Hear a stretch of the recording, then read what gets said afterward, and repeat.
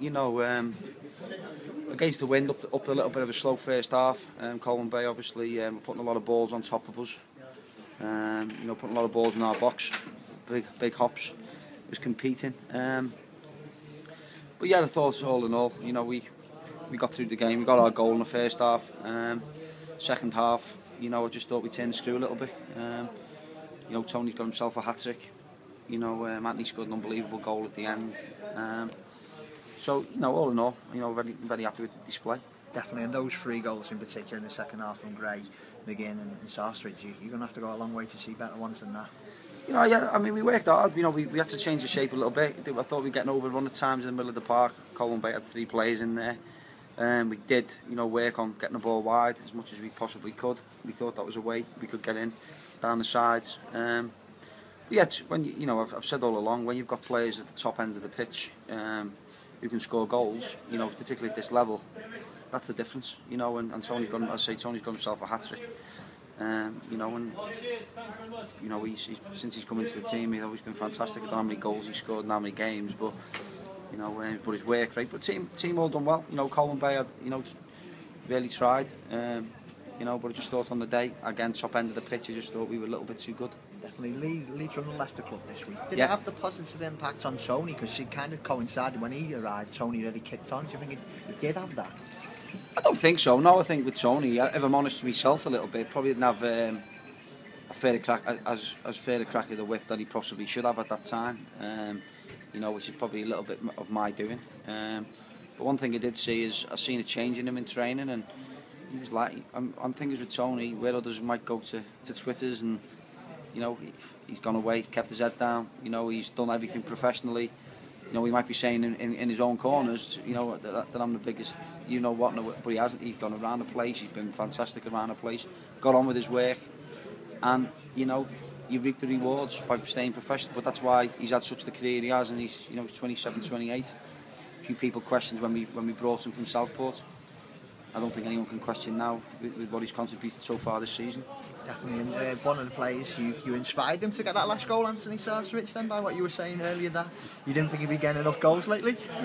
The thing is with Ant, I know Ant loves proving me wrong, so I just said before the game, you know, isn't it about time, you know, you've stopped scoring, you know, you've only scored 11, and I know how Ant works, I know how Ant makes Ant tick. He had a gob on him, and I knew he'd have a gob on, but I knew he'd go out there all guns blazing to prove me wrong.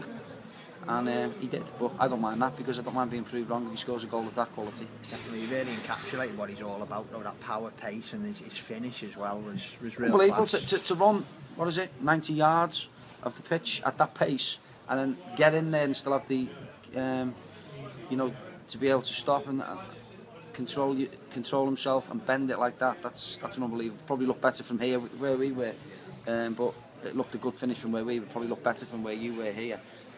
But to have the confidence and ability to do that shows what a player he is, you know. And as I said, you know, if he can not that, but I think he can run games a lot more for us. But I've got to be sensible. He's 21 last week, you know. But as I say, he's not too happy with me, but I think it worked.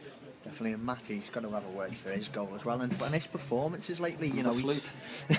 But he's kicked on as well, hasn't he, since you moved him into left midfield? Yeah, we've changed our shape a little bit. We've evolved as we've gone. You know, we've evolved as we've gone, and I'll be honest, Danny Williams' paces give us so many different options, because he can go and play high, but he also helps with 2 centre backs, because our 2 centre backs, you know, will go ahead and kick everything, and that gives them the confidence to go and attack the ball, to be more aggressive attacking the ball. But I thought the kid on the other side as well, Lewis Turner, I thought he was outstanding. You know, I thought both Turner brothers, to be fair, but Lewis I thought was outstanding. And I think if Tony wouldn't have got his 3, he probably would have been a pick for me. But it was all positive. What I like to see, you know, lads are going on, Ian's gone on, Scott Brown's really involved in the game, you know. And it's easy. We know it's easy to come. Well, it can be. It can be difficult to come on when teams are winning. But they went out there with a positive attitude, and we move on to Monday now. And you know, as I say, if you look at the substitutions, as I said to the lads that came off, we've saved the old fellas. You know, Matty getting on a little bit, Tony getting on a little bit. So no, only joking. No, what we've just saved the legs a little bit. That was the plan beforehand. If we could get in front. I was about to take Anthony off to save him for Monday, but it's a good job I didn't. and Monday itself, what do you think? Altrincham are a team pushing for a playoff, and they've got a lot of goals themselves in them, haven't they? Yeah, they've got some good players. Obviously, I went to watch them yesterday. Watmore's a danger, always will be. Reeves has got 30 odd goals, always will be a danger. But I think if we play at the tempo we can play at on our home, and the pace we can play at, the thing is they've got an extra day's rest. But you know, we've got 2 or 3 players to come in after who've been on the bench today who can step up. Be a difficult game, but I'm hoping we're going to have a packed exacta. You know, I'm hoping the Chester fans like here today are going to come, make as much noise as possible, fill the place out, and who knows, this week could be a big week for the football club, the biggest week in the football club's history, in my opinion. Short history, should I say. This could be our biggest week, and hopefully it will be. Definitely. Sorry, I just say, I mean, there's no bigger posing of intent than a 5-1 scoreline. I mean, you can imagine the reaction that Guiseley are going to have when they realise how much authority and how much imposing you've actually had today. I mean, it's incredible, really. To win 5-1 away from home at Colwyn Bay is a big result. I thought Halifax done well here a few weeks back when I was up here watching the game 3-0. But you know, right from the off, you know, to win 5-1 and the way we did it, you know, on most occasions, and I'm still trying to work out how they got their penalty, if I'm honest. But there you go. But yeah, we've got 5 goals away from home against Colwyn Bay, and as I said to them, you know, Colwyn Bay have had a go today. You know, they've really dug in, but just on, you know, just think them added little bits of quality. That's the difference. Have you set yourself a target as far as, you know, how many games it might take now? And people are saying perhaps 4, maybe 3. I think mathematically, is it 3 in a draw? Is it? I don't know. They've got 10 points, if you know, but they've got a big week as well. Gainsborough away is tough. Wellington at home is tough. You know, Halifax Wednesday, then Brackley away. They're 4 tough games for them. Likewise, you know, Alty at home, 6 on the bounce. Then we've got Gainsborough away, who's, we know we've been there, it's a real tough place to go. And then we've got Boston at home, who's the only team so far who's beaten us. So they're all hard games at this stage of the season. We just got to keep going, knocking one off. As you say, another statement of intent from the players today to win 5-1 away from home. That's all they can do, it's all we can do in there. And we roll on to Monday. And team news, any lads pick up knocks today, or are you going to make changes anyway?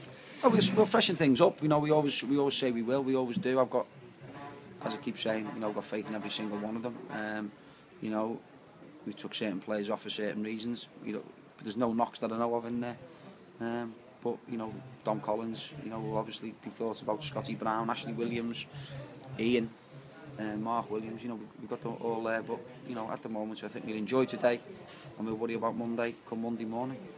What about Wes?